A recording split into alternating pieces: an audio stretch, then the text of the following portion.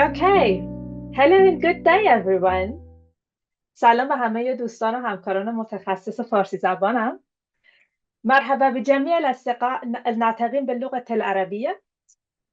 Before we begin, if you would like to listen in Arabic or Persian, please select your preferred language channel from the interpretation menu at the bottom of your Zoom window. The presentations include Arabic subtitles. Therefore, for Arabic participants, simultaneous interpretation will be provided only for the live interventions by the moderator and the project team. Persian interpretation will be provided simultaneously throughout the entire webinar, including both the presentations and the live discussions.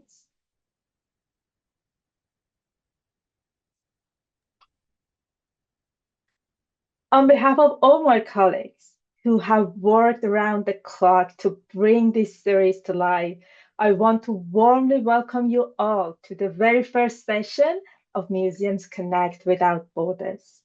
This webinar series is organized by ICOM SAREC, the international committee dedicated to museum communication, marketing, and audience engagement.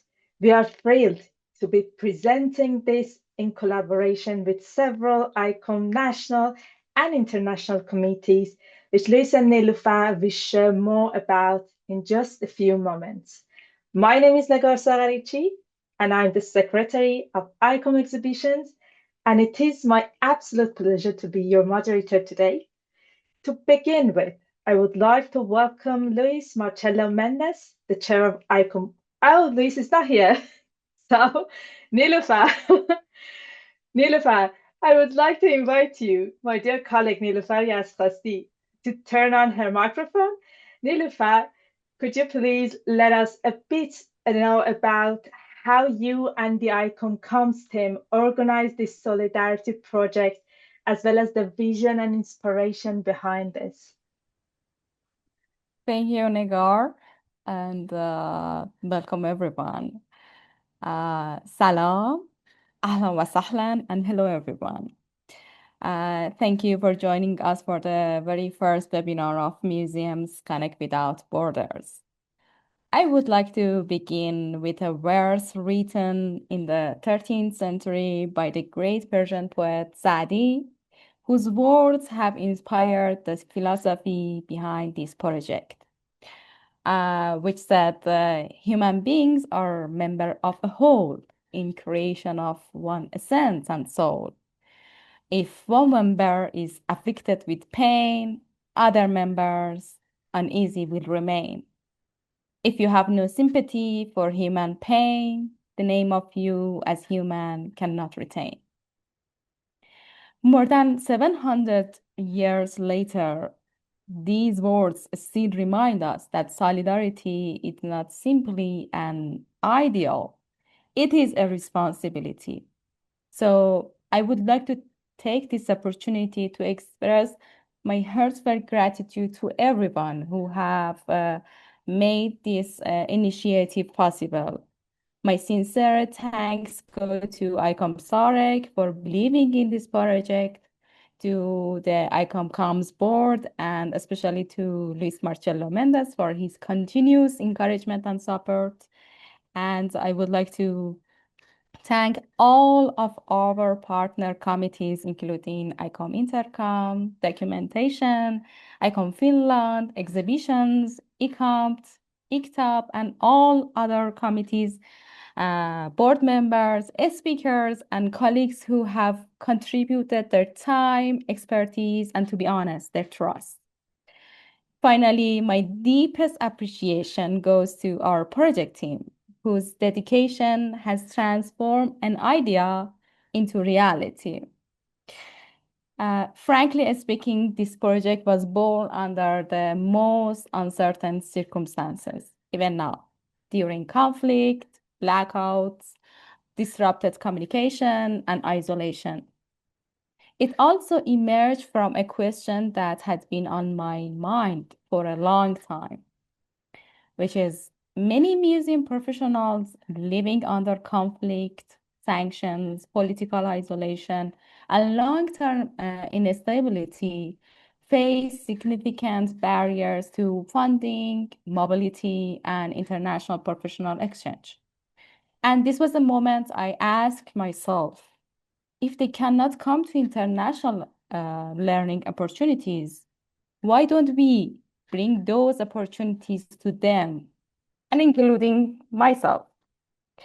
That simple question became the foundation of this program. What began as a regional initiative soon became a global collaborative effort, bringing together colleagues from around the world who believe that knowledge should remain accessible, especially when circumstances make it most difficult.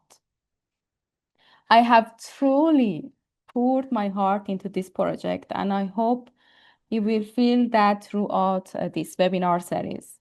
Over the coming months, we will explore 6 interconnected themes and workshops. Together, these sessions aim not only to exchange knowledge, but also to build lasting professional connections, mutual understanding, and solidarity across borders. Thank you once again for being part of this journey, and I hope you enjoy today's webinar. And above all, I hope our collective efforts contribute, however modestly, to a more connected, supportive, and peaceful museum community. Back to you, Negar.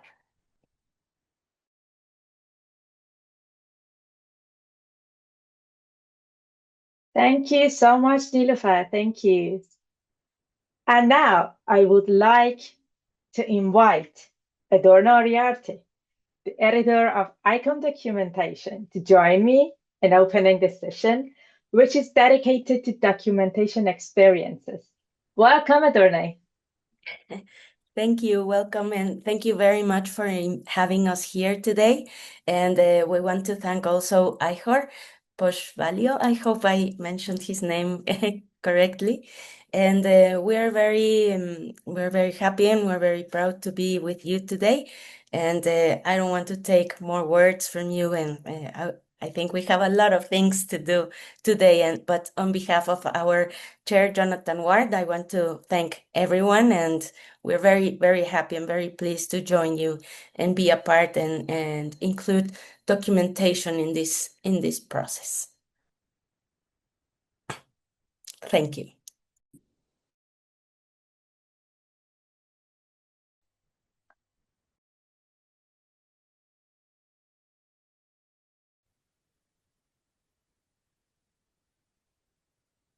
Thank you very much. My name is Íehor. I serve as editor on the board of ICOM Documentation. Today, I am speaking on behalf of our international committee to give you a general overview of who we are and what we do.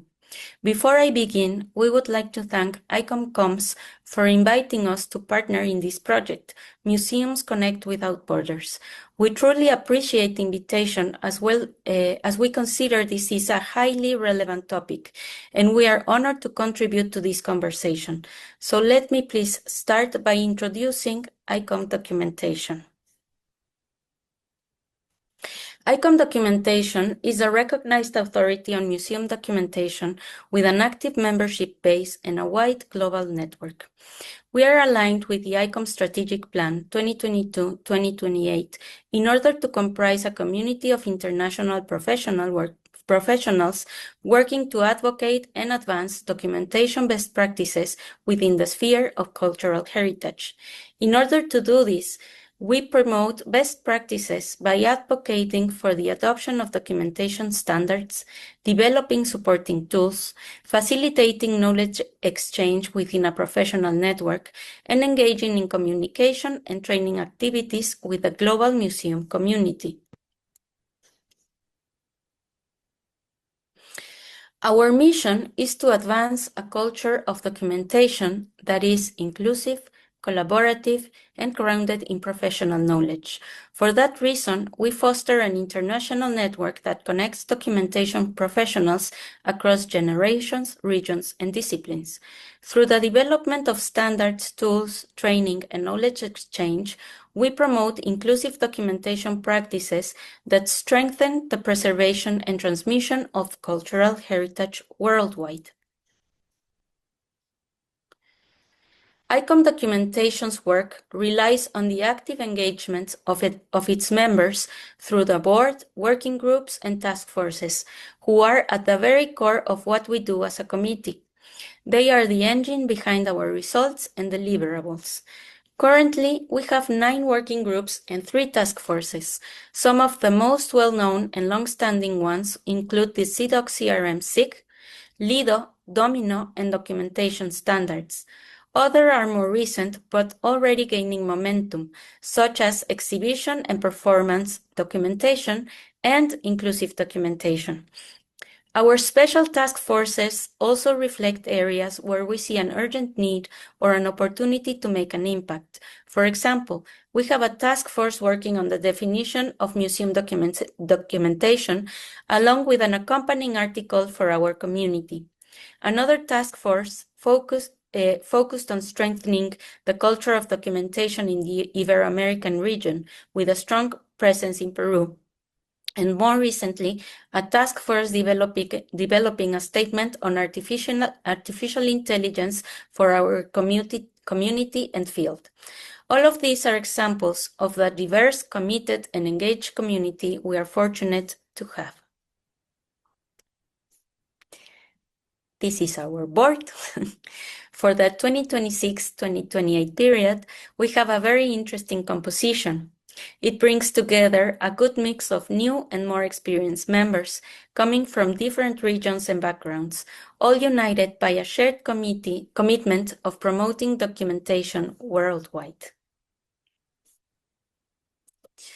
Our board has decided to focus on 4 core goals and projects for this period. The first area is governance and internal administrative documentation. We identified a need to update and clarify what we do as a committee, and to create new guidelines that reflect who we are today. This includes finalizing a clear division of labor for the board, publishing new working group guidelines, and revising our conference procedures, as well as developing standards for conference video clips and metadata. All of this is about making our internal structures more transparent and sustainable. The second one, documentation standards development, is at the very heart of what we do, supporting and promoting standards and creating practical materials to help professionals implement them.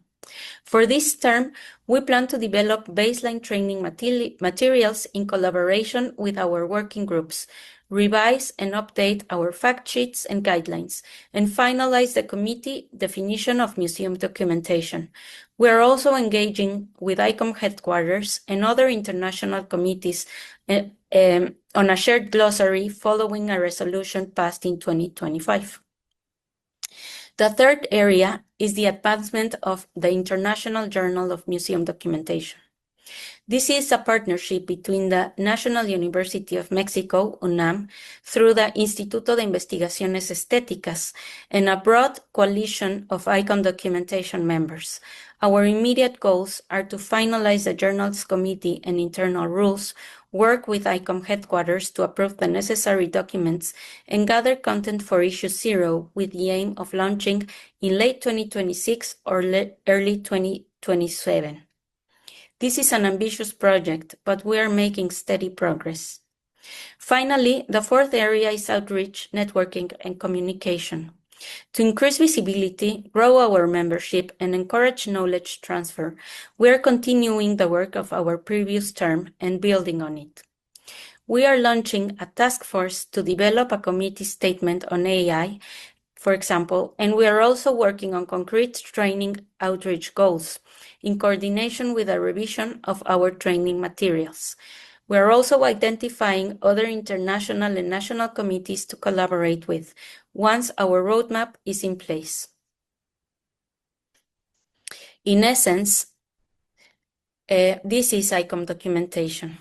We are a group that recognizes the voluntary and active work of our members, colleagues, who generously give their time and expertise. We are committed to promoting the best possible practices across a global and diverse community. We care about fostering a culture of documentation, about inclusive documentation, and about connecting cultural heritage knowledge across borders.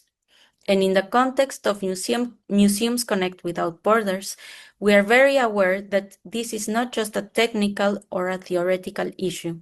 This is a human social issue as well, that is affecting people, collections, and institutions as we speak. As there is no one-size-fits-all solution, we believe it is essential to approach the work with sensitivity and with a genuine openness to different perspectives. By joining forces and building community efforts, we can contribute to make a real difference. That is what we are here for. Thank you very much.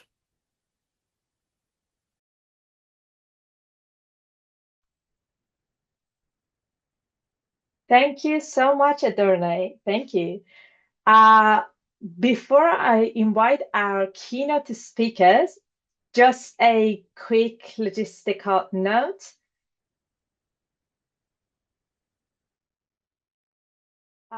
For the audience, if you have any questions, please make sure to type إذا كانت them لديكم into أي the أسئلة Q&A box and يرجى not the التأكد من chat box. كتابتها في مربع We will الأسئلة get to والأجوبة as وليس في many of مربع them as الدردشة، possible وسوف at the نصل end of إلى the أكبر عدد talk. ممكن منهم في نهاية المحاضرة. And now, والآن it is my absolute pleasure to يسعدني introduce our تماماً أن first أقدم لكم speaker. المتحدث I'm الأول. so excited to hear أنا his متحمسة presentation. جداً لسماع تجاربه. Dr. إيهور بوشيفايلو from دكتور Kiev, إيهور Ukraine, بوشيفايلو من who كييف، is a أوكرانيا. cultural anthropologist, هو عالم museum أنثروبولوجيا professional, ثقافية curator, and researcher ومحترف of وأمين contemporary متحف history.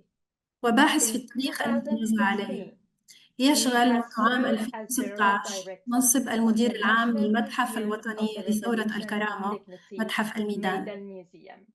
He is وهو the الرئيس former السابق chair لمجلس of Museum المتاحف في Council وزارة الثقافة at the Ministry الأوكرانية، of Culture of ونائب Ukraine, الرئيس and السابق former للجنة world chair إدارة of مخاطر the Archive الكوارث Disaster Risk التابعة للمجلس Management الدولي Committee. للمتاحف.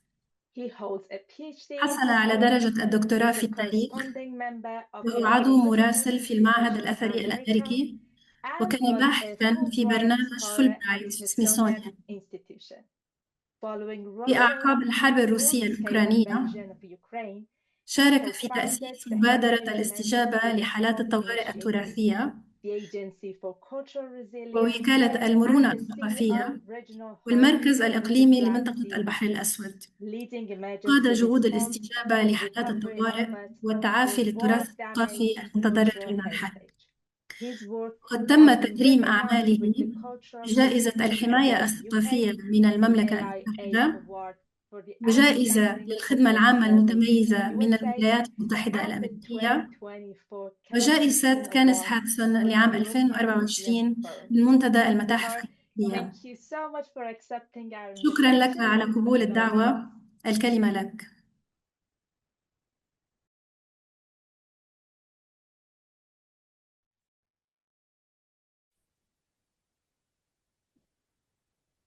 Good afternoon. It's a pleasure to join you today and to contribute to this ICOM webinar on a subject that over the past 4 years has fundamentally changed my own understanding of museum work. For most museum professionals, documentation is one of the foundations of our daily practice. It allows us to identify collections, record provenance, monitor condition, support conservation, facilitate research, and ensure accountability. Also, visitors rarely notice it. Documentation is the invisible infrastructure that enables museums to preserve knowledge and pass it on to future generations. For many years, I regarded documentation primarily in this traditional sense, as an essential component of professional collection management. Working with museums affected by the war in Ukraine profoundly reshaped that understanding. What gradually became evident was that documentation is much more than a mechanism for recording information. Under emergency conditions, it becomes an operational tool that supports decisions, coordinates multidisciplinary teams, preserves continuity throughout rescue operations, and creates the information upon which future recovery ultimately depends. Of course, Ukraine did not choose to become a laboratory for emergency documentation. Yet the scale of destruction, the number of affected museums, by now over 100, and the urgency of rescue operations have required museum professionals to develop, adapt, and test approaches that may also prove valuable far beyond our own country. Also, the examples I will discuss today originate from an armed conflict. I believe the professional questions they raise are relevant whatever and wherever museums face earthquakes, floods, fires, climate-related disasters, or other emergencies. Rather than presenting a comprehensive methodology, I would like to share how a series of practical challenges gradually transformed our understanding of museum documentation. Looking back, 4 questions proved particularly important in shaping that evolution. Each emerged from a specific field experience we had. Each requires us to rethink established professional practice, and together they led us to develop new approaches that now guide much of our work here in Ukraine. So the first question emerged during one of our earliest emergency missions. How do we make informed decisions after a museum has been damaged? At first glance, the answer appears straightforward. We assess the damage, secure the building, and begin rescuing the collections. In reality, however, every one of these actions depends upon something more fundamental, which is the availability of reliable information. I still remember walking into one of the first museums we visited only a few hours after a missile strike. The building had suffered extensive damage. Windows were shattered, rainwater was entering the storage areas, and museum staff had already begun rescuing paintings, archaeological artifacts, and archival materials. Amidst the urgency and understandable desire to save as much as possible, the same question was repeatedly asked. What should we save first? And of course, our answer was quite simple. Before moving anything, let us document. This was not an attempt to delay the rescue operation. Of course not, quite the opposite. We quickly realized that without documentation, every subsequent decision became more uncertain. Which objects had already been affected by the blast? Which fragments belonged together?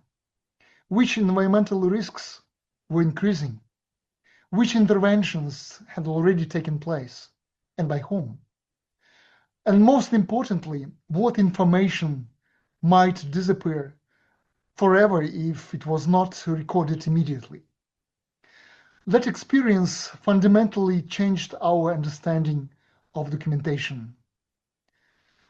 So we no longer regarded it as an activity that follows an emergency. Instead, we began to see documentation as one of the first emergency intervention itself. Its purpose was not to simply to create records, but to provide the reliable information necessary for making informed decisions under rapidly changing conditions. This experience also revealed another important challenge. Emergency response brings together professionals with very different expertise. museum curators, registrars, conservators, architects, structural engineers, firefighters, emergency responders, volunteers, and local authorities. Each observes the same situation from a different perspective, applies different terminology, and naturally focuses on different priorities.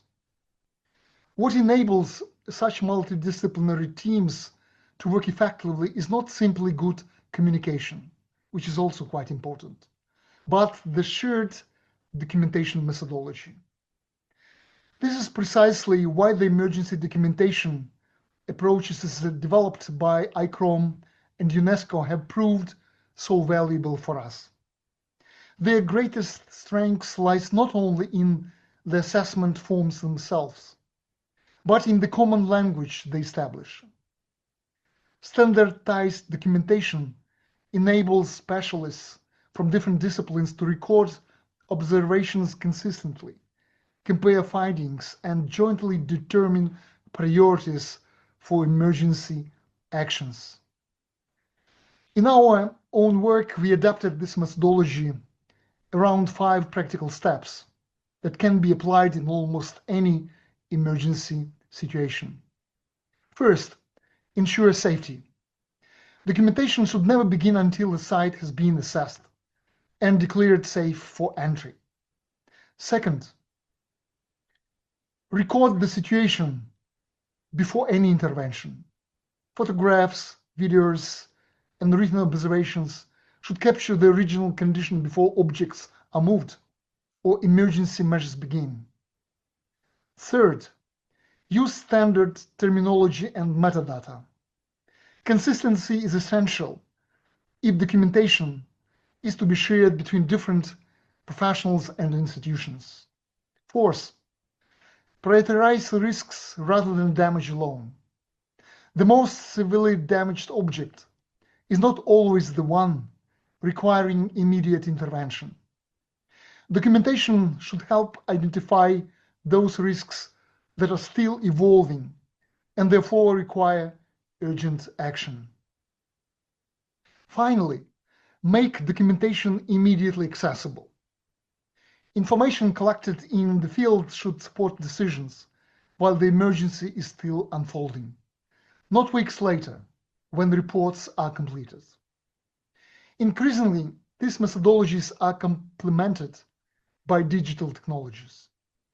We now combine structured documentation forms with digital photography, photogrammetry, laser scanning, GIS mapping, and more recently UNESCO's immersive VR application, which provides new opportunities for training and standardized damage assessment.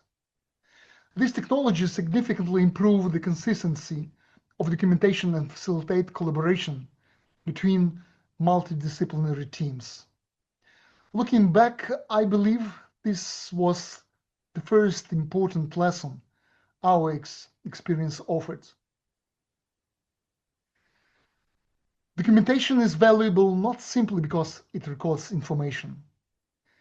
Its real value lies in enabling informed professional decisions under conditions of uncertainty. Once we understood this, however, another challenge immediately emerged.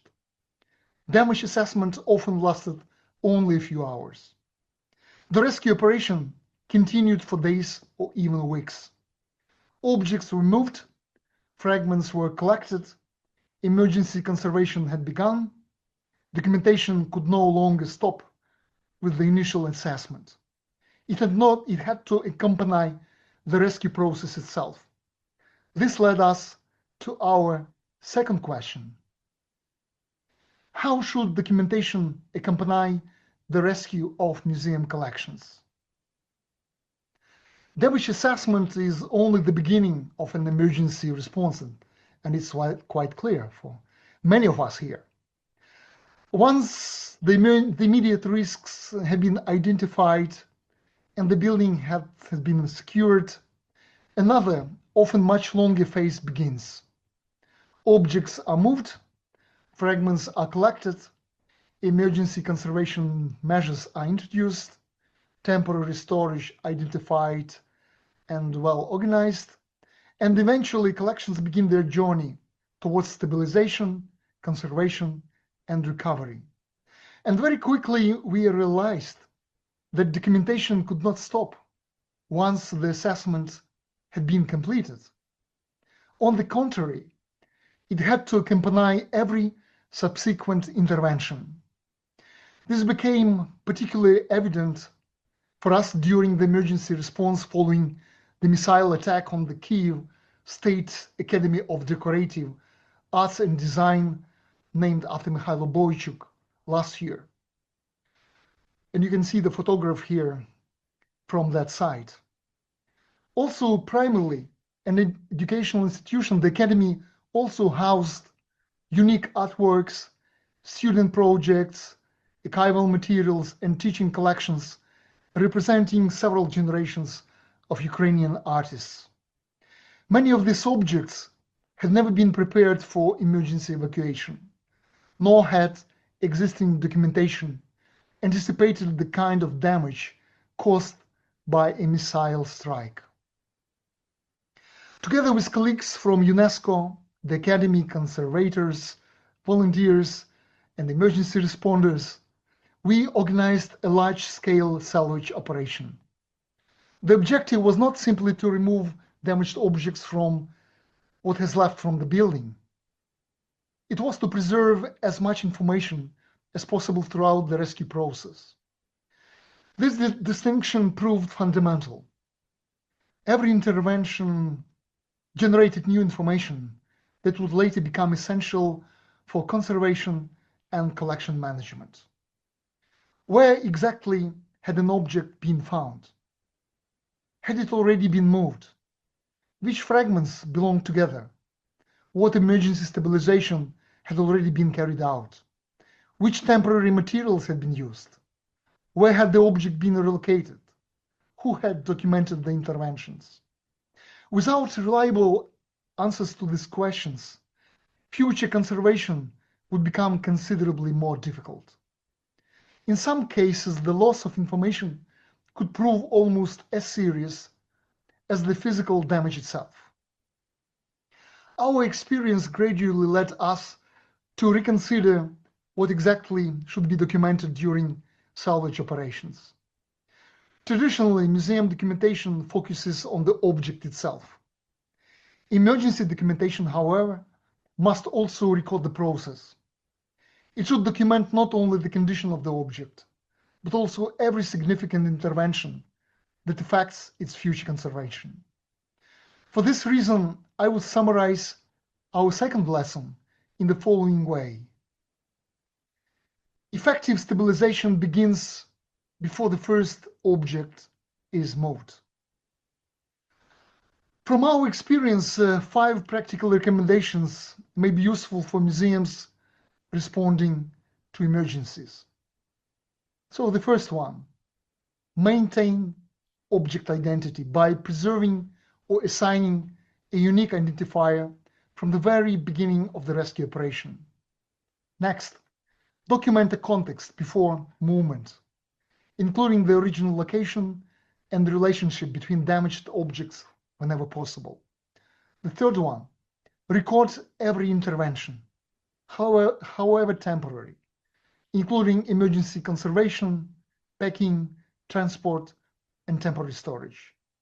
The fourth one, maintain continuity of information, ensuring that documentation accompanies the object throughout every stage of rescue and recovery. And the fifth one, use documentation as a coordination tool, allowing conservators, museum staff, engineers, architects, emergency responders to work from the same information.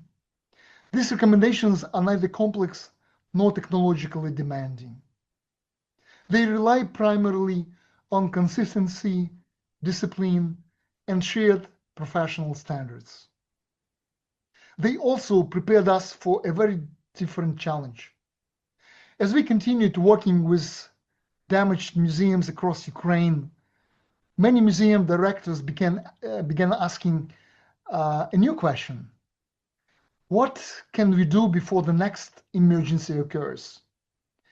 It soon became clear that responding well to emergencies would never be enough. Museums also needed to strengthen their documentation capacity before disaster struck. The experience gained during emergency assessments and salvage operations gradually led us to a broader question. How can museums strengthen their documentation capacity before the next emergency comes? This question became increasingly important as we continued working with museums across Ukraine, regardless of their size or location. Many museum professionals asked remarkably similar questions. How could they better protect their documentation? Which collections should be digitized first? What equipment would be most useful? How could they continue documentation if electricity, internet access, or even access to the museum itself became unavailable? These considerations made us realize that preparedness could no longer be understood simply as having an emergency plan. Preparedness also means ensuring that essential information about collections already exist, is accessible, securely backed up, and can continue to support decisions under emergency conditions. In many museums, however, this represented a considerable challenge. Collection documentations in Ukraine often existed in several parallel forms. Inventory books remained on paper, registration cards had never been digitized, photographic documentation varied in quality and completeness, digital databases where they existed were often stored on local computers without systematic backup procedures. The vulnerability of documentation itself had become one of the most significant risks for such like museum collections. We also recognized another important issue. The challenge was not only technological, it was institutional. Many museums lacked equipment, trained personnel, or practical experience in organizing large-scale digitization projects. Purchasing scanners or cameras alone would not solve the problem.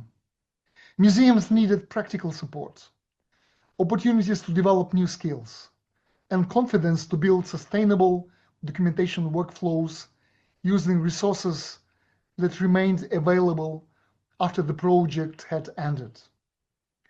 These considerations eventually led us to establish the Mobile Digital Laboratory, supported by the SER and ALIF programs. Also, the laboratory provides specialized equipment. Its primary purpose is not to digitize collections on behalf of museums. Its principal objective is to strengthen institutional capacity. Wherever possible, museum professionals carry out the digitizations themselves, working alongside our team. They learn practical workflows, test different equipment, discuss metadata standards, and gain experience that remain within the institution after the laboratory leaves. In this sense, the laboratory functions less as a service provider and more as a mobile training environment. This distinction for us is fundamental. The most valuable outcome is not the number of objects digitized during a single visit. It is the capacity that remains after the visit has ended. Our documentation priorities have also evolved considerably. Naturally, museums seek to digitize their collections, especially those at the front lines. However, our experience demonstrated that documenting the documentation is equally important. These documents often contain information that exists nowhere else. Unfortunately, they have also become targets during armed conflict. Russian forces in Ukraine have repeatedly removed not only museum objects, but also inventory books, catalogs, and collection documentation from occupied museums. Without these records, identifying stolen objects, proving ownership, and supporting future restitution become significantly more difficult. For this reason, preserving museum documentation has become an essential component of protecting museum collections themselves.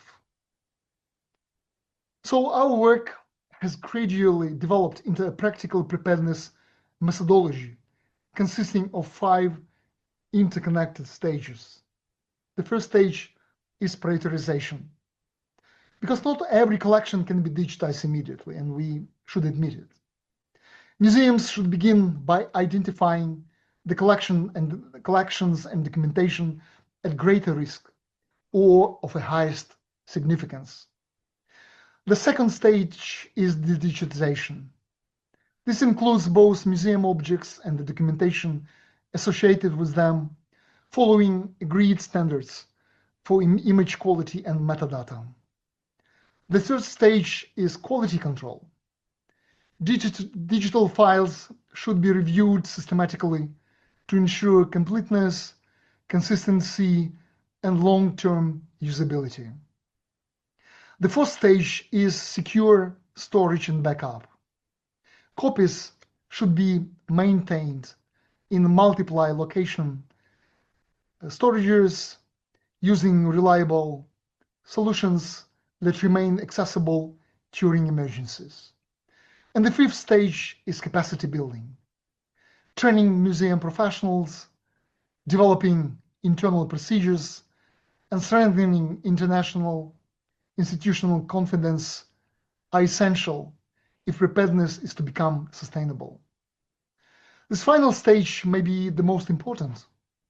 Equipment eventually becomes outdated, software changes, storage technologies evolve, but professional knowledge remains within the institution.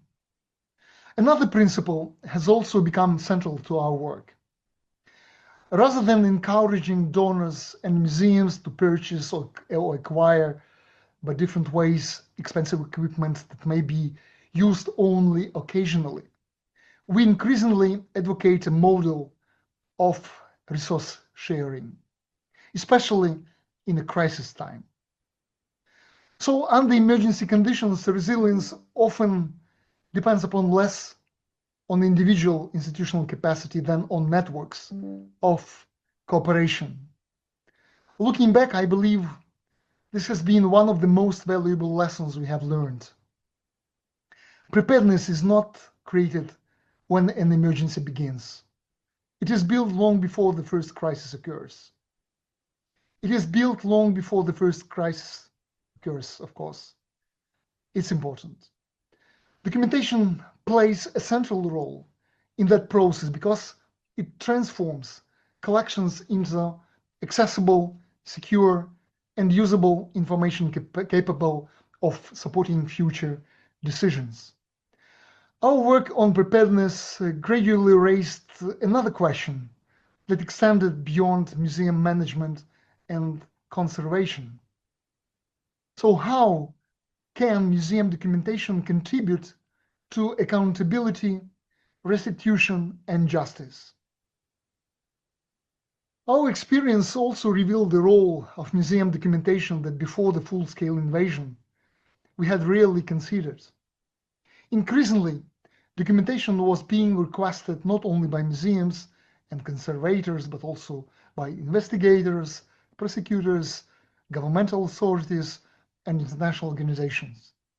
Information originally created to support collection management and conservation was now being used to document damage, verify provenance, identify stolen or illicitly trafficked objects, and support future restitution. This represented an important shift. Museum documentation should not become a sustainable or a substitute for criminal investigation. nor should museum professionals be expected to assume the role of forensic experts. However, museum possesses knowledge that no other institution holds, which is detailed information about collections, the history, provenance, condition, significance. When documented systematically and according to professional standards, this information can become an essential component of broader accountability mechanisms. Recognizing this challenge, we have begun working with museum professionals, conservators, investigators, prosecutors, and legal experts to develop a common documentation methodology that respects both museum standards and the evidentiary requirements of criminal investigations. This work is still evolving. We had several workshops last year, we planned some this year, but several principles have already become clear. So museum documentation should preserve context as carefully as it preserves objects. It should record not only what have been damaged or lost, but also where, when, and under what circumstances the damage occurred. Whenever possible, documentation should maintain a clear chain of information, ensuring that photographs, condition reports, and other records remain traceable, authentic, and securely preserved.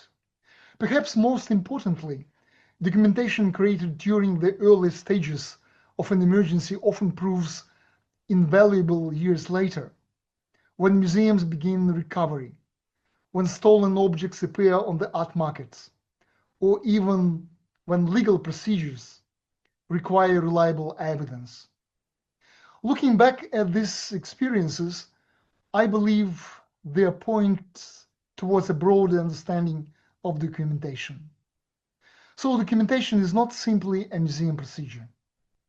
It is a continuous process that supports preparedness before a crisis, informed decision-making during emergency response, continuity throughout salvage and conservation, and ultimately, accountability during stabilization and recovery.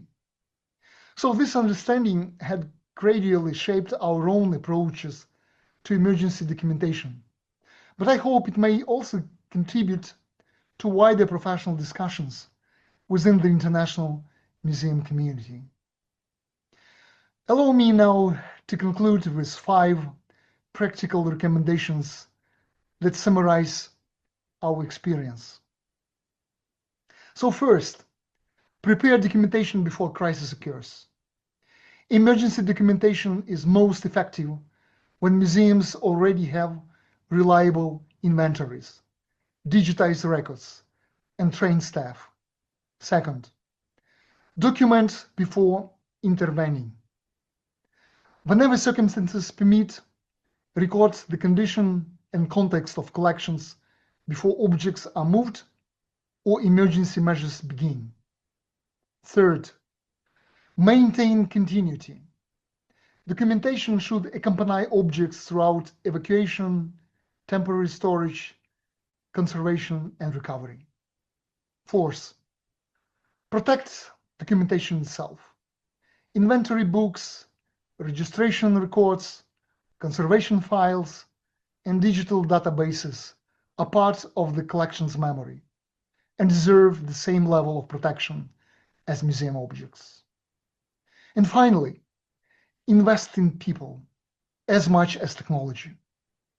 Digital tools continue to transform documentation, but resilience ultimately depends on trained professionals, shared methodologies, and strong institutional cooperation. These are, of course, lessons learned under exceptional circumstances. We sincerely hope that many museums will never need to apply them in situations of armed conflict. Nevertheless, every emergency, whether caused by war, an earthquake, a flood, or fire, raises remarkably similar professional questions. Preparing for those questions before a crisis occurs is perhaps one of the most important responsibilities we as museum professionals share. I would therefore like to finish with one final thought. Every museum hopes it will never need emergency documentation. Our responsibility, however, is to ensure that if such a day comes, museums are prepared, not only with emergency plans and equipment, but also with the knowledge, skills, and documentation systems that enable them to protect both their collections and the information that gives those collections meaning. Thank you so much for your attention.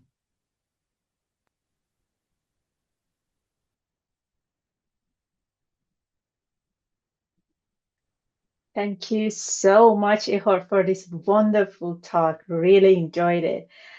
Dear friends, once again, if you would like to listen in Arabic or Persian, please select your preferred language channel from the interpretation menu at the bottom of your Zoom window.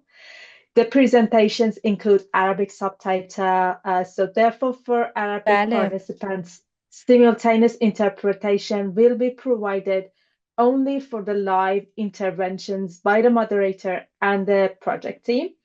And for the Persian interpretation, it will be provided simultaneously throughout the entire webinar.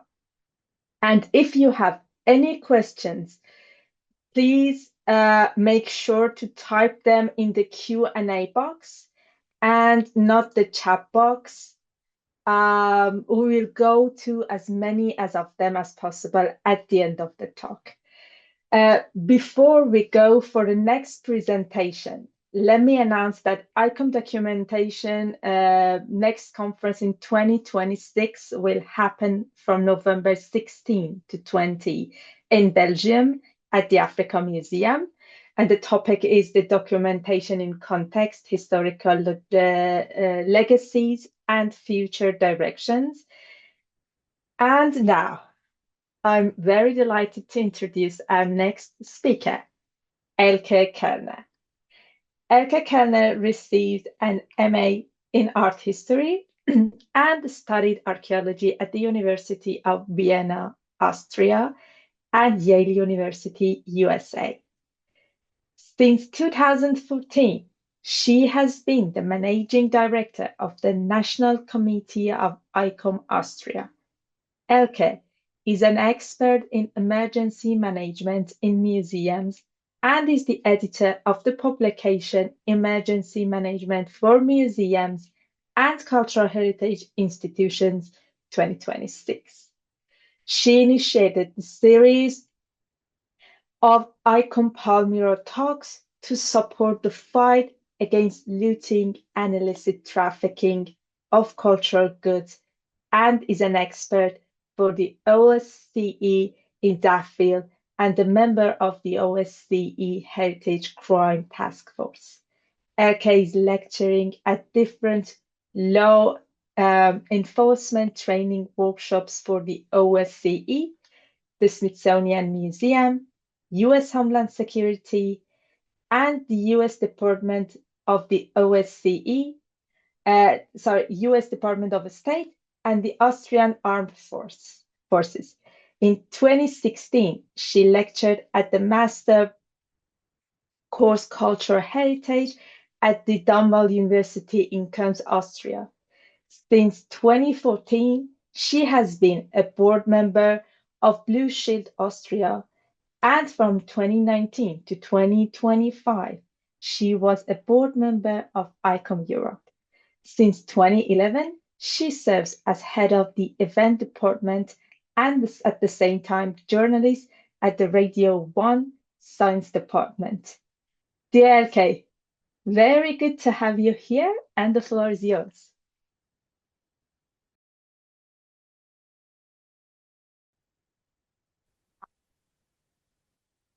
Dear colleagues, welcome to the ICOM series Museum Connect Without Borders. I'm very happy to give the lecture here on emergency preparedness for museums in the context of conflict and climate change. And I hope I can give you a first impression as a start of this webinar series. ICOM is the International Council of Museums. We are the international non-governmental organizations for museum and museum professionals. We are committed to research, conservation, communication of the world's cultural and natural heritage to society. We are the voice of museum professionals all over the world with over 60,000 members. ICOM sets the standards for professional museum work. Just recently, we have issued a new ICOM Code of Ethics, but one of the central things ICOM is working on, of course, is the protection of heritage and the risk management in times of crisis. And this is what this webinar will be all about. Our mission is to support museums as they preserve the natural and cultural heritage of humanity in their collections. And this is one of the key missions of a museum, of course, the objects we want to preserve for the coming generations, and we have a special responsibility on this. The dangers for our collections are multifacets. We have natural disasters, extreme weather, neglect, technical problems, cyber attacks, theft, you name it, a very diverse spectrum of dangers that can affect our museums. So we have to be prepared for all kinds of dangers that we have to face. The main threats for the museums are compacted in like 4 big groups. The first one is climate change and extreme weather events that come with it, technical neglects, crime, theft, robbery, vandalism, and armed conflict and terrorism. And this will be the structure and overview I want to present to you. Let's start with emergency management in the times of climate change, in the times of climate crisis. In recent years, climate change has led to an increase in extreme weather events worldwide. Long periods of drought and severe heat waves are followed by thunderstorms and heavy rainfalls. Flood landslides are occurring much more frequently and can cause major damage. Extreme weather events are becoming more frequent and more severe all over the world because warmer air can carry much more moisture. For every temperature that gets warmer, 7% of moisture can be taken on by the air. So we have much more dangers of flooding, which are twice as likely due to climate change. And flood events all over the world are expected to increase by around half globally by the end of the century. Here you see some pictures of floodings we had in September of 24 in Lower Austria. We've also affected museums. The other big danger, of course, is fire, the most usual one, especially in the context of building construction or repair works on the roof. We remember very well the fire of Notre Dame 2019 or the fires at the Bourse in Copenhagen, all related to construction work. So we highly recommend a 24-hour fire watch if any repairs are going on, because fire is one of the most destructive dangers that we have to face. Technical defects, neglect of collections. Here you see a picture of the Vienna Hofburg. Flooding occurred due to a burst water pipe very quickly, and you see how immense the effect can get through a small technical defect. crime, theft, robbery, vandalism, all those are affecting museums. Here you see a picture from the robbery last year in the Louvre, where important and very valuable objects from the collections were stolen.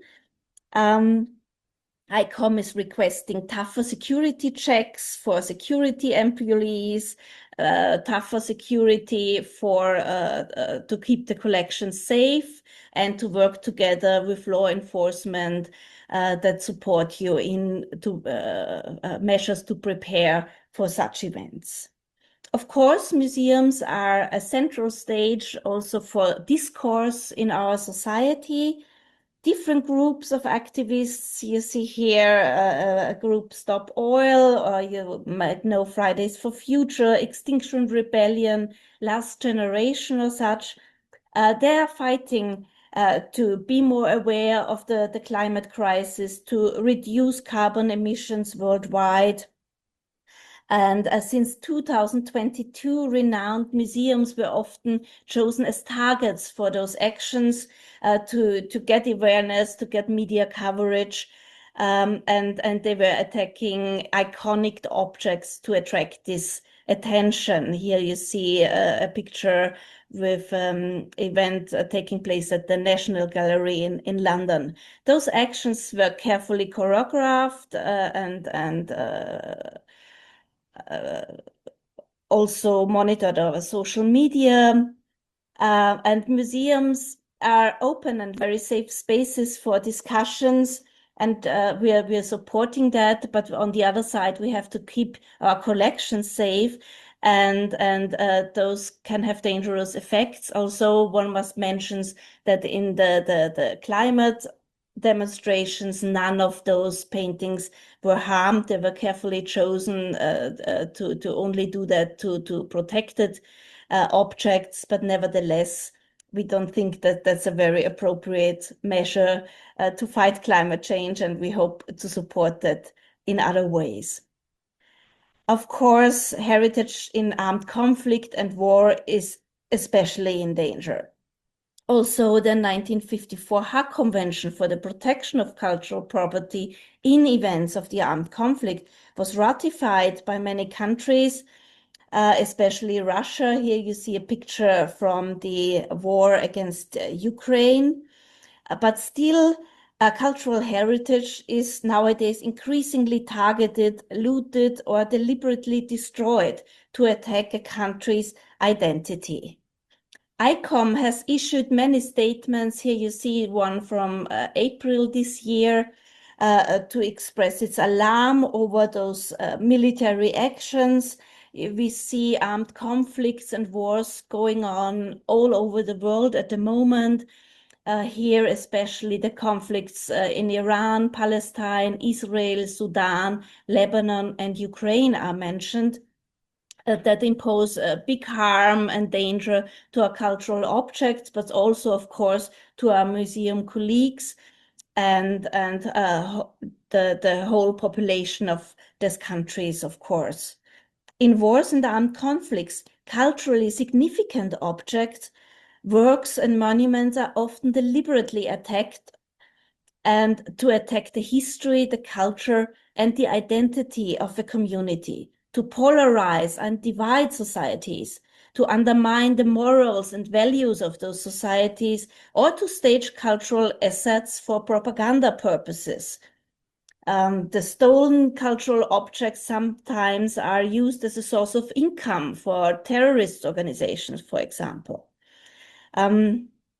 The museums are targeted for destruction or damage. Of course, there's theft, looting, robbery going on.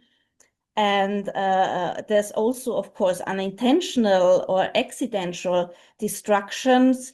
And of course, always in states of crisis, our collections are also vulnerable just for criminal theft and robberies. The attacks on cultural heritage are, of course, going on for a long time, but starting from the year 2001 with the destruction of the Buddha statues in Bamiyan by the Taliban, we again have to really face an attack on the history, on the identity of a culture, of a people. And this is what ICOM really stands up against. Here we see also looting in Apamea, a town in Syria. Here you see Apamea is a former Roman town, which excavations going on from Swiss colleagues. And just a year after the archaeologists has to leave due to the political and safety situations in Syria, massive, almost industrial scale looting was going on, and every one of those little holes stands for objects and knowledge that we are missing now for science and for the heritage of Syria. It was followed by the destructions in the oasis town in Palmyra, also in Syria. Here you see the destroyed Baal temple in Syria in 2016. We have the recent attacks in Iran just a few weeks ago on the Sabdat Cultural Historical Complex and the Golestan Palace in Tehran, with destruction going on there. We see the plundering of the Sudan National Museum in Khartoum in 2025 with horrible destructions. I think many objects were able to be saved by the museum colleagues of that museum, but still massive destructions and plundering. I mentioned Ukraine already. Here you see the current numbers. The Russian invasion of Ukraine started in 22, and we have more than 563 cultural sites that have been damaged in some kind. Some have been plundered, some have been destroyed, and we're monitoring this very closely. Here you see some pictures from social media to document the looting of Russian armed forces in Kherson. We have the art museum in Kherson, and on the opposite, the Museum of Local Lore. And you see Russian soldiers plundering that, bringing paintings into the trucks and transferring them to the annexed Crimea, to a museum in Simferopol. So those are all examples of the war on cultural heritage, that cultural heritage is increasingly targeted or deliberately destroyed in order to attack a country's identity. And also many countries have undersigned the 1954 Hague Convention, which names those crimes as definitely war crimes. We still, unfortunately, see many of those things going on. ICOM and our museums and museum professionals play an important role in building lasting peace among nations. So we have to increase our efforts, and this very, very well-intentioned seminar and webinar series is trying to accomplish that and to support that role of museums and to keep our collections safe. Many ICOM committees, national committees also support other countries. Here we see some pictures from help transports that ICOM Austria initiated to help our colleagues in Ukraine. And many other countries also started initiatives like that. In Ukraine, there is a first national team of cultural first aiders to help save items from collections or from buildings like churches or other cultural sites. So we see that emergency management in times of crisis is increasingly important. Of course, in a time of uncertainty, in a time of crisis, cultural objects can easily be trafficked and sold on the international art market. We're also working strongly with law enforcement to fight this. And the ICOM red lists that you probably all very well know, especially target those very exposed items that are prone for illicit trafficking and examples of those items that are especially at risk are listed in the red list. We have a very good international database in a lot of different languages that you can access via the international ICOM website, and who give examples of the most endangered objects, especially also for the use of law enforcement, for customs officers. And ICOM Austria especially is very closely working together with the OSCE, who initiated the Heritage Crime Task Force.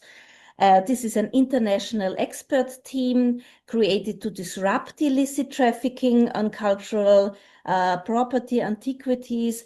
It investigates the deep ties between heritage looting, organized crime, and terrorism financing and money laundering, with the 57 OSCE participating states, and ICOM internationally is also cooperating with other big law enforcement networks such as Interpol or Europol.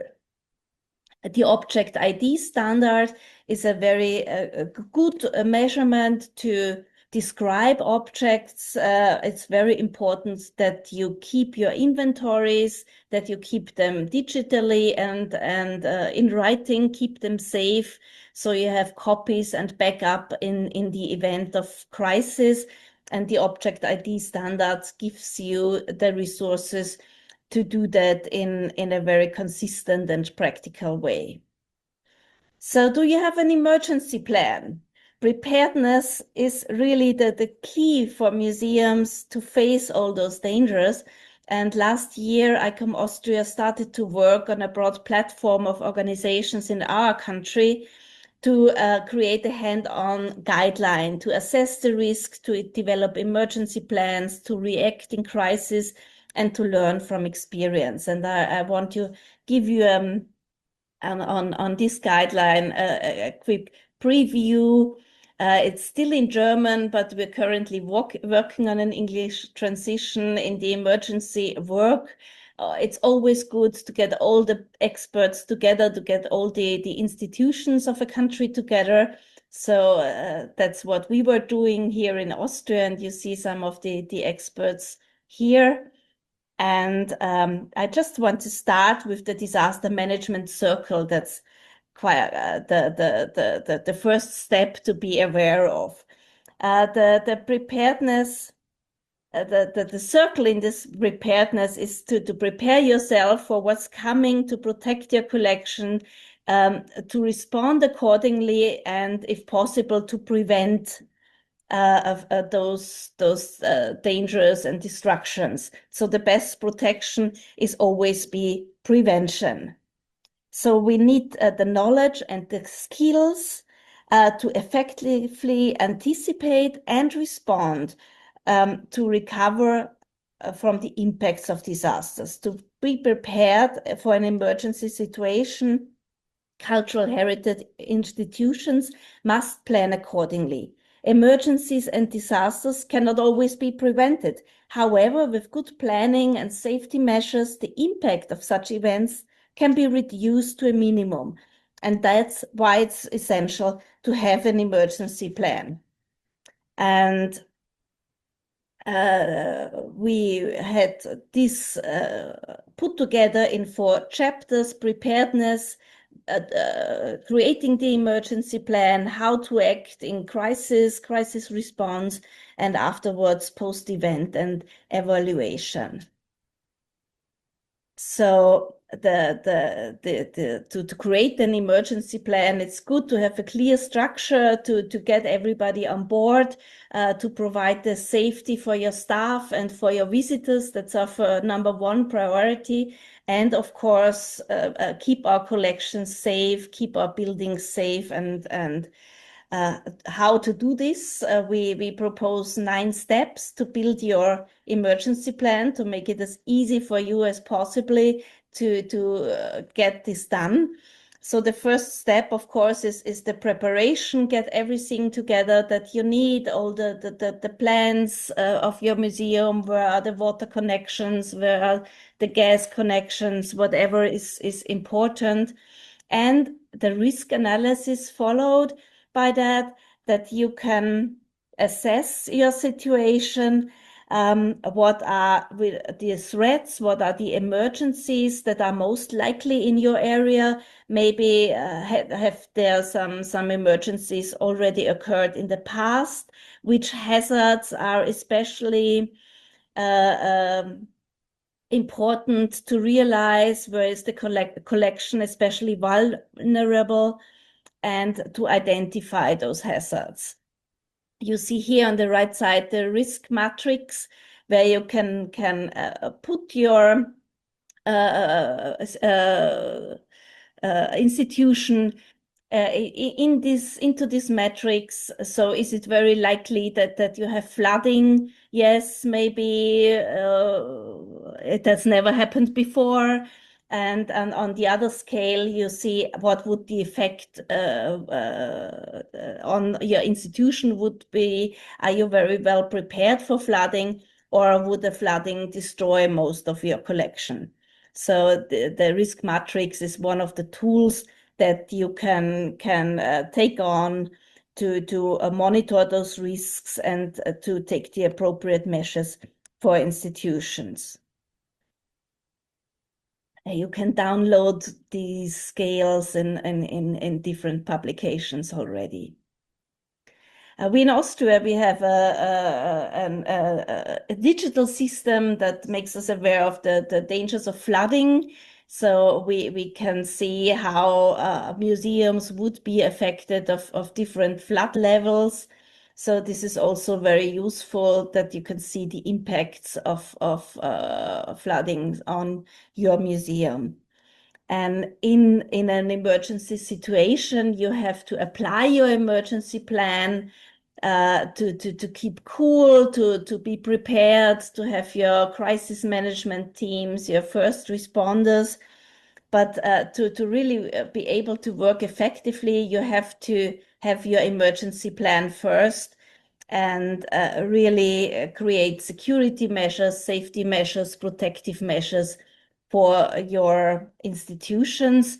And one of the top priorities, of course, is to maintain inventory lists and to store them securely, to plan emergency measures, and to exercise those emergency measures.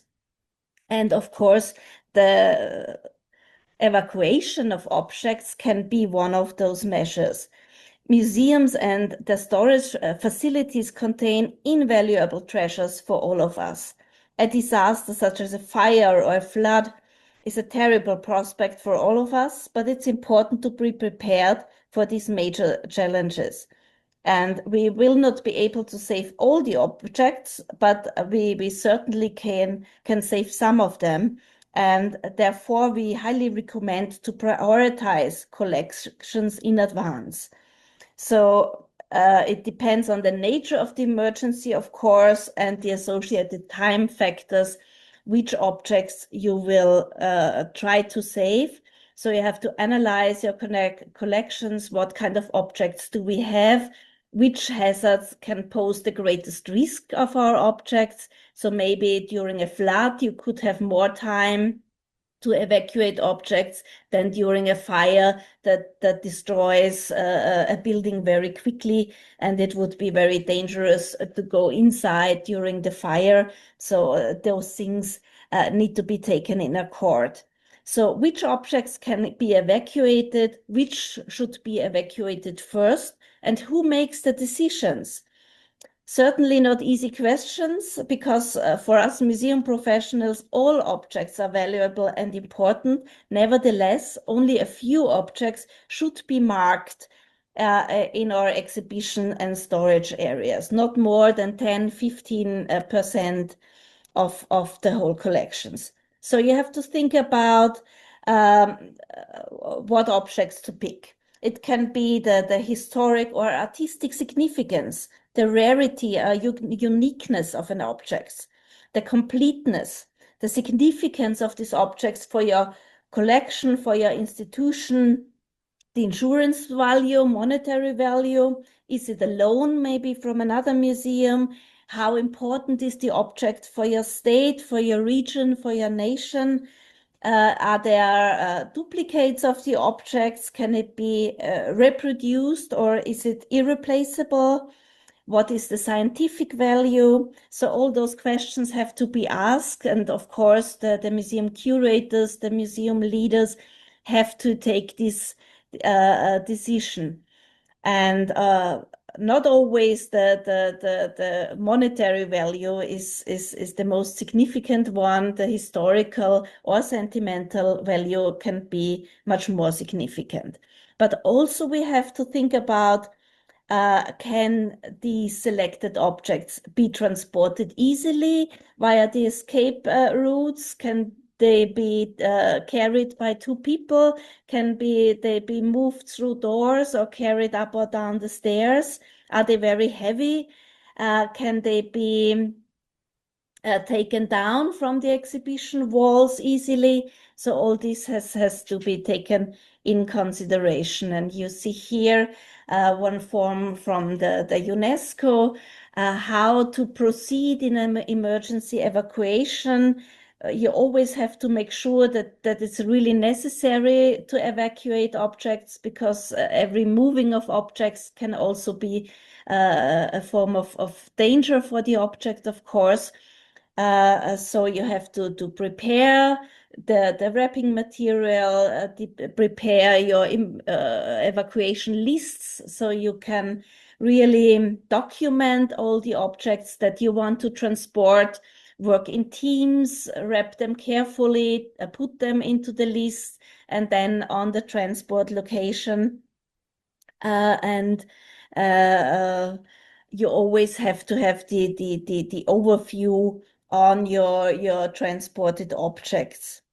You have to prepare emergency materials, maybe emergency depots and storage rooms that are easily accessible, that are safe, that have security and protection for those emergency storages. And one of the materials we developed in Austria is the ICOM priority tag for the evacuation of cultural heritage. This tag marks objects in museum storages that should be evacuated with priority. So it's a uniform marking to be used in all museum storages worldwide. It's coordinated with Blue Shield International, highly reflective, very clear marking.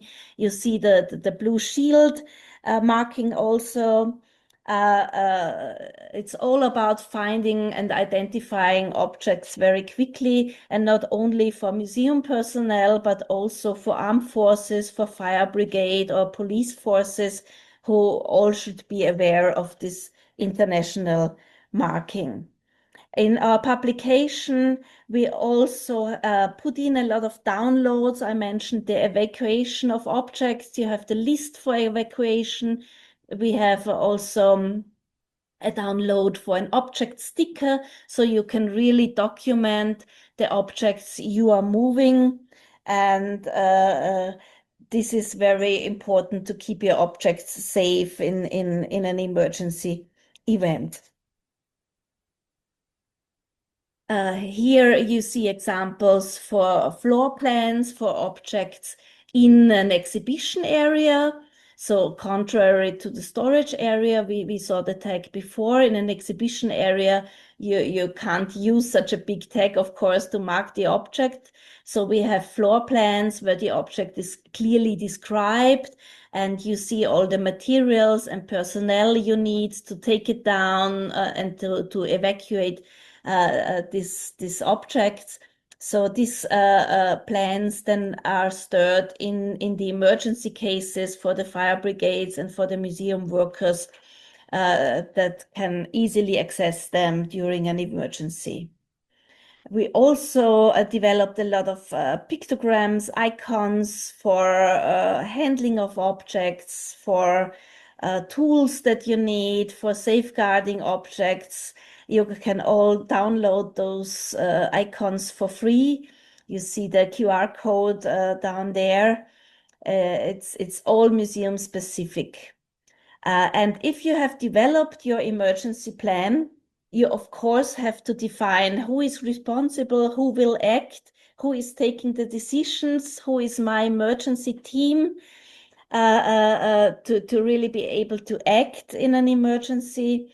Then you have to store your plan and in emergency plan folders. You see one, the red one down there for the fire brigade, do a second one for the museum staff.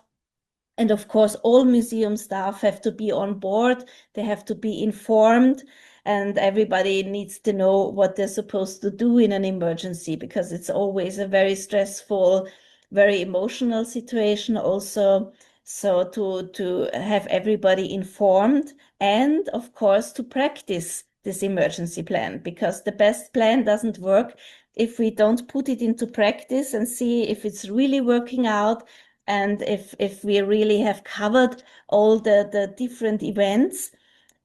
So exercising is really key, and the best exercise would also be to work together with your local fire brigades, with your local police, or maybe also armed forces. In Austria, we have a very good cooperation here. And to really put your emergency plan into practice. You can start with very easy tabletop exercising with just the museum staff, and get bigger step by step to almost real life exercises with many partners. Here you see one that we conducted at an abbey in Lower Austria already a few years ago. Here you see a picture from an emergency exercise with museum staff. Here we had water damage simulated, objects that were affected by flooding, dirty water, and we trained the staff members to work together to secure the objects, to analyze them, to prepare them for conservation, and so on. So in an emergency situation, it's very critical at first to assess the situation. What is the acute damage? What is the danger? Am I safe to enter the building even? So you have always to take care of your staff members, of your visitors first. And then if when the situation is safe enough, you can proceed and try to save the objects and first aid for cultural objects. There's a lot of material out there from our conservators, colleagues, ICOM CC and others really have very good first aid instructions for cultural objects, and the water damage, of course, is one of the most common ones, and to try to stabilize objects and to stop the exposure from harmful substances. And in that case, to clean them and to dry them is very important, to be able to act quickly, to have all the materials ready that you need for such an operation. And of course, if it's possible, always consult the conservator and work together with the conservators. But the better your emergency plan is to outline all those procedures and actions, and the better you are prepared with emergency material, the better you can react to situations like that. So every emergency also represents an opportunity to learn lessons for future incidents. And so it's important to document these experiences and be prepared next time. So I mentioned we are already working on an English translations of the publication of this guidebook, Emergency Management in Museums and Cultural Institutions. Here you can still download the German version, but you can also access all the download material I mentioned. So to conclude, museums are not only to preserve our heritage, but even they serve as public spaces in an open society, and institutions of a democratic society. Museums address the challenges of today's world. They promote the understanding of a complex world and contribute to human dignity and the values of justice and general equality. And in this changing world, our heritage is not only about preserving objects of stones and ruins, but it defines our history, our identity, and who we are as human beings.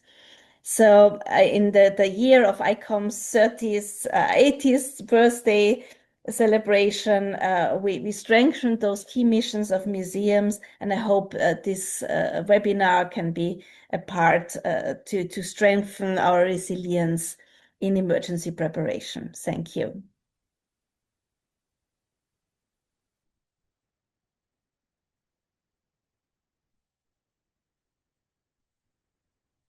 Thank you so much. Thank you, Aka, for this amazing شكرا talk. I جزيلا really لك enjoyed أوكي.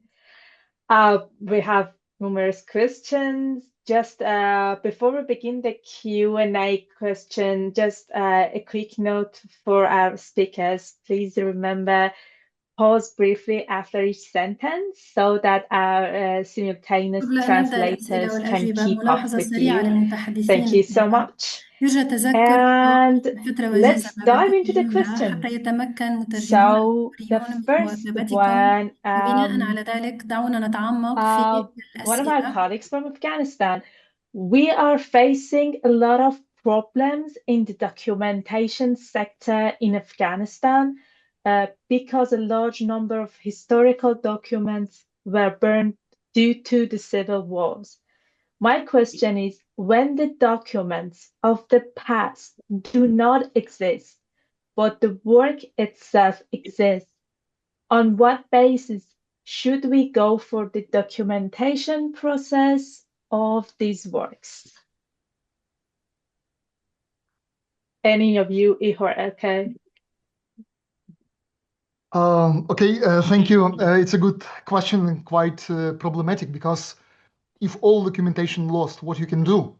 Of course, you هذا should سؤال launch a مهم kind of جدا. research. You try إذا to كان كل التوثيق قد تدمر ماذا launch نفعل؟ the possible actions if, for example, local communities still exist in the location from which the documentation of local artifacts is lost. You try to approach them and try to reconstruct all the information lost.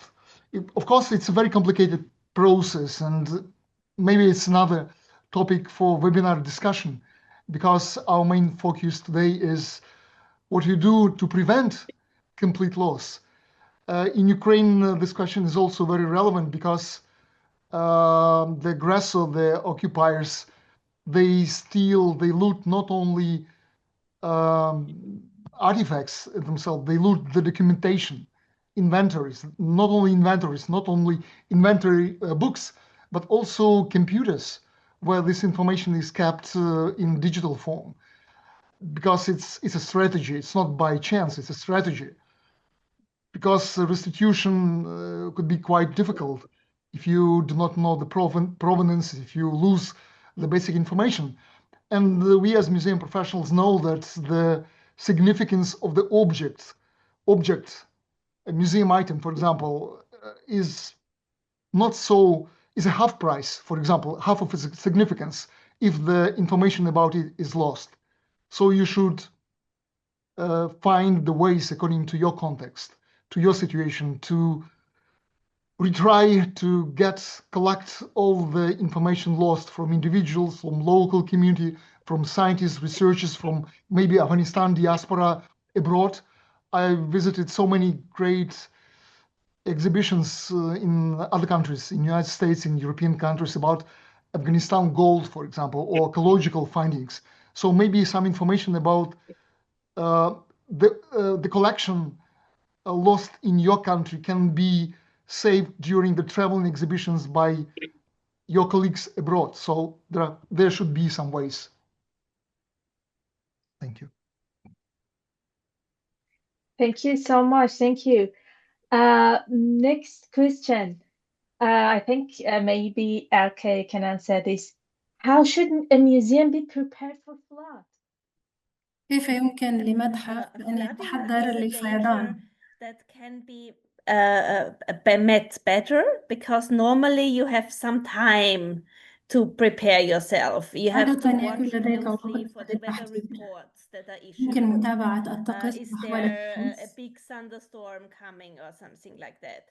إذا And كان هناك if عاصفة maybe your قوية museum is in a flood area, you have وإذا had كان flooding المتحف في before. منطقة فيضانات So وقد if you تعرض know there is للفيضان من flooding قبل، coming, it would be good to فبالتالي have أنت تعرف emergency measures مسبقا like أن هناك blocking فيضان the قادم، doors, blocking all the cellars, blocking all the windows وبالتالي for يمكن water to تفعيل access the خطة building. الطوارئ مثل And on the إقفال other side, المداخل. if you have storages in the وأيضا cellar إذا or كان لديك indoor مخازن or exhibition في halls الطوابق in the ground السفلية floor, try to move the أو أي collections to the معرض، upper يمكن كمان floors. نقل المجموعة First, second إلى floor الطوابق in the العليا same building, or if this is نفس not المبنى. possible, try to move the وإذا collections هذا to لم a يكن site ممكن، outside the ممكن museum, أيضا a safe نقل emergency هذه storage. المجموعات إلى خارج المتحف إلى مكان آمن أكثر. Thank you so much. Our next question. In times of conflict and disasters, emergency plans often focus heavily on documenting and evacuating brought-up artifacts. How can we ensure that the historical building itself, especially when the museum is housed in a historic place or a monument, is integrated into these urgent في documentation and أوقات الكوارث protection والطوارئ plans? عادة ما يتم التركيز And على ultimately, التوثيق، which should have ولكن كيف priority هل in هو these بالإمكان emergency أيضا scenarios, تأمين the المبنى؟ building or the artifacts? Nice question. وهل Now, يمكننا الاختيار Maybe بين I المحافظة let على Ihor المجموعات first answer والقطع because أو على Ihor المبنى has a lot of نفسه؟ experience and jump in afterwards. Okay, thank you. Thank you. It's an important question. How سؤال to ensure مهم. it's up to us. If, for example, you are responsible for built heritage, طبعا أنت you should مسؤول do everything عن possible التراث المبني، to يجب أن secure تفعل كل ما هو the ممكن building, لتؤمن document آه، historical building. لتؤمن المبنى، ولكن Because if أيضا you're لتوثق. speaking about the priorities, of course, إذا we spoke تكلمنا عن about الأولويات، cultural heritage, which has different forms. طبعا It will التراث be ignored, الثقافي so اللي هو there should اللي not be عنده priority. أشكال مختلفة، But during emergency, the priority is first ولكن priority. خلال You حالة should الطوارئ save الأولوية هي whatever is الأولوية الأولى. accessible easily. For يجب example, أن you تحاول cannot أن save تنقذ during كل ما the هو متاح bombing, لك. shelling. You cannot protect building, of course. طبعا لا So you يمكنك should أن تحمي focus your المباني attention خلال on القصف، protecting mobile collections, فبالتالي أنت تركز provide أكثر على experience in حماية creating المجموعات distance, وإنقاذ but ما it's not يمكنك possible من to هذه protect المجموعات. building by no ways from direct strikes, missile strikes, or drones. فأنت لا No يمكنك أن تحمي المباني من sandbags, no هجمات special صاروخية، screens can protect the building unless you document it. So one of the ولكن most إذا قمت بالتوثيق effective ways of تكون documentation فعلا أنت أنقذت therefore المبنى أو and أنقذت protection is ما ensuring يحمل من up-to-date قيمة. documentation of the building itself by contemporary means, by laser scanning, if يمكنك if أيضا possible, استعمال by أدوات 3D التوثيق photogrammetry, so you الحديثة have this building مثل 3D الليزر photos. So سكانينج، in case of مثل damage, المسح destruction, بتقنية you can الليزر، recover, restore, rebuild it. That's only one strategy. فيمكنك أيضا thank you المحافظة so على much. الأحجار I ومحاولة guess إعادة this بناء question is for المبنى. you. Do you have an established framework or methodology for prioritizing museum objects for emergency salvage? Specifically, I'm referring to a structured model for assessing their value and determining prioritize that can be systematically applied in practice. Yeah, this is the tough question. We know it all. I gave you a number of aspects what could be important. So you have different levels of importance of the object itself, its historical significance, scientific significance, significance for the state or community. And on the other side, you have the impact of the danger of the threat.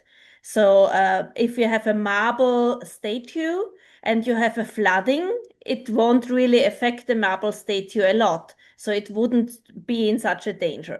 But if you have a flooding and books or graphics, paperwork, إذا كان لك then فيضان it will affect ومجموعتك the هي paper naturally. كتب So the kind ووثائق of threat is فبالتالي أنت important and the طبعا تعطي objects are الأولوية important. And we in the للقطع museums الورقية have to والأغراض consider الورقية. those different نحن aspects كمتاحف and in طبعا some way which will يجب always be أن not نأخذ بعين perfect, الاعتبار have to كل هذه find البيئة the most للتفصيل significant objects. And ونحاول this أن is just ننقذ something that if القطعة you are الأكثر trying to save قيمة. things, then it's very important that you have this prioritization list. If a بالتالي إذا threat أنت comes تحاول أن very تنقذ quickly, like a المجموعة fire or a bomb, فأنت بحاجة then you أن just يكون save لديك what you can save. أولويات أو It لائحة لهذه always الأولويات. depends on the تعرف factor of جيدا time, ماذا threat, عليك and أن object. تنقذ. Thank you so much. May Go I ahead, add, go ahead, Íihor. maybe in some countries there can be their own systems, because for example we can prioritize our ممكن ببلدان collections أخرى according to, هناك for example, group platinum, gold, or هناك silver, برامج or number مختلفة. 1, 2, 3. But the problem can be in some countries where you have very strict directions when في بعض government, for البلدان example, هناك if your collection belong to the هناك national إرشادات صارمة جدا so-called museum fund, and there are several special regulations, so you have no choice. وهذه In Europe, المتاحف for example, it is لديها quite قوانين صارمة controversial جدا بما يختص approach تحديد الأولوية. to prioritization. For example, the main criteria for the most valuable مثلا objects, besides what mentioned Elka, national significance or regional significance or international significance, was how to say in English, precious metals. If the object contains gold or some فمثلا هناك valuable, I خاصية mean في بعض monetary البلدان value, it should be إذا allocated. كانت Before, القطعة تحتوي it was على very معدن criticized by the ثمين مثل past الذهب because we مثلا have, for example, a lot فبالتالي of هي metals like تحتل peace or times, الأولوية but of وبالتالي course it's يجب not the priority إنقاذها to أولا. evaluation in many museums because we have much more precious ecological, for example, materials or some others. ولكن So it should be فعليا في بعض tested المتاحف according to لدينا your قطع ثمينة أكثر special مثل القطع context, الأثرية. national context. Because we are running out of time, I think that this would be the last question, but I think it's really, really a nice question. Is there any way that when a country is in a war situation, other countries help this country to transfer the documentation to a safe country or something like that? هل يمكن بحالة الحرب إذا كان هناك حرب قائمة في بلد ما هل يمكن نقل هذه القطع إلى بلد آخر I start أكثر maybe. أمان؟ I think in the case of Ukraine, but also in the case of the European أعتقد Union, أن في حالة we are أوكرانيا working on building autonomous heritage cloud والبلدان الأوروبية solutions to have digital storage solutions independent from the US, directly from يعملون Europe, where we على can store الحصول على digitalized قاعدة data of the full مرقمنة collections and لكل also مجموعات have المتاحف backup of الموجودة this في data. And I المنطقة think الأوروبية also ويكون the لدينا analog versions أيضا نسخ additionally to the digital ones طوارئ are always أيضا very لهذه important. And القطع. there have been, I think also in the case of Ukraine, many وأيضا في حالة أوكرانيا scientific and أعتقد kind of private initiatives to help أيضا بعض keep it very المبادرات safe, but العلمية war means والخاصة more about تعمل على إبقاء هذه المجموعات آمنة. Niloufar, sorry, Yeah, go ahead. of course. Quickly, No, we have go a ahead. lot of Go ahead. we had a lot of suggestions to provide our documentation and to save them in iClouds in other countries. But the issue is whether this information be protected and safe. Because Russians, for example, in our case, Russia is the aggressor, and we take care that information do not come to them because they can monitor what's the most المشكلة malicious برقمنة information to هذه move. القطع So the وهذه issue of المجموعات security هي and safety التأكد من is أنها also one of آمنة the ولا يمكن مثلا couple of المعتدي when مثل you روسيا في هذه consider الحالة where you الاطلاع عليها. protect, save, keep your duplicates information, فالمشكلة backups, أين تحديد المكان الاحتفاظ بهذه النسخ بحيث لا يمكن للعدو مثلا الاطلاع عليها أو الحصول عليها. Niloufar, please open your mic. Yes, thank you to all of you. I have absolutely شكرا enjoyed لكم every جميعا. moment of it, although it was, استمتعت it is كثيرا. heartbreaking, which is the reality, at least in many parts of the world, to be honest. But my question is that regarding the project, the Museum Connect Without Borders was created to support colleagues working under difficult تم circumstances. تنسيق مشروع if المتاحف any of التواصل you بلا حدود could لمساعدة leave our الزملاء participants with one message of hope or one piece of practical advice to carry forward in their work, إذا كان what it لدي would be. لدى أي منكم Thank you. رسالة أمل أو نصيحة Maybe I مقدمة start very quickly. لزملاء المشاركين. Working together is key in the emergency العمل community. معا طبعا هو Get to know the أساس colleagues, get to know the fire تعرف أيضا على brigades, the armed زملائك، forces, the police forces, get تعرف أيضا together على and الأجهزة plan الأمنية and work together. والشرطة And in المحلية. the international والعمل museum معا community, in the case of Austria, we want to share everything حالة that النمسا we developed with all other countries and all other شاركنا colleagues. كل ما لدينا وكل ما طورناه مع Cooperation is so البلدان important, and المختلفة thank you الأخرى. so much also to initiate this شكرا جزيلا webinar على to هذه get the المبادرة message to everybody and to وإيصال increase الرسالة إلى our الجميع communication and cooperation. وأيضا لتعزيز Thanks a lot. التواصل. شكرا. And from my perspective, من وجهة نظري cooperation, أيضا I would add coordination on different التعاون levels is والتنسيق important. So don't مهمان. rely only upon yourself. Think about the فلا network تتكل solutions. فقط على نفسك. This one we have today. So if you have questions, إذا challenges, كان لديكم أي أسئلة أو never تحديات stop asking, لا consulting, تتوقفوا عن asking for any kind of help, and you لا will find تتوقفوا the عن solutions, the best solutions. البحث عن مساعدة والبحث Rosa, أيضا please, عن الحلول I just wanted المناسبة. to ask you to wrap up the session. Oh, thank you very much.